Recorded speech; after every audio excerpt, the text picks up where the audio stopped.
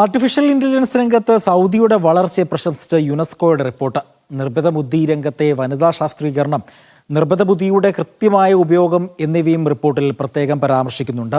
രാജ്യം മേഖലയിൽ കൈവരിച്ച നേട്ടങ്ങൾ സൂചിപ്പിക്കുന്നതായാണ് പുതിയ റിപ്പോർട്ട്.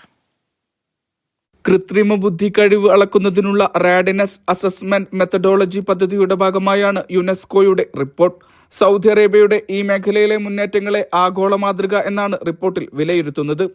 റിപ്പോർട്ടിൽ സൗദിയെ പ്രശംസിച്ചത് താഴെ പറയുന്ന നേട്ടങ്ങൾക്കാണ്: ആധുനിക സാങ്കേതിക വിദ്യകളുടെ നൈതികവും നവീനവുമായ ഉപയോഗത്തിലെ പ്രാവീണ്യം, ദേശീയ ഭരണവ്യവസ്ഥ, നിയമങ്ങൾ, സാമൂഹികവും സാംസ്കാരികവുമായ മേഖലകൾ, ഗവേഷണം, വിദ്യാഭ്യാസം, സാമ്പത്തികം, സാങ്കേതിക അടിസ്ഥാന സൗകര്യങ്ങൾ എന്നിവയിലെ AI സാങ്കേതിക വിദ്യയുടെ ഉപയോഗം, കൃത്രിമ ബുദ്ധിയെ നൈതികവും ഉത്തരവാദിത്വപരമായ രീതിയിൽ ഉപയോഗിക്കാനുള്ള കഴിവ്. 2019 Saudi data and artificial intelligence authority സ്ഥാപിച്ചതും 2020 national strategy for data and AI ആരംഭിച്ചതും.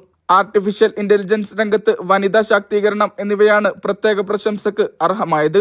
2019 മുതൽ 2023 വരെയുള്ള കാലയളവിൽ AI സംബന്ധിച്ച ഗവേഷണ പ്രസിദ്ധീകരണങ്ങൾ 41,000 ആയിരുന്നു.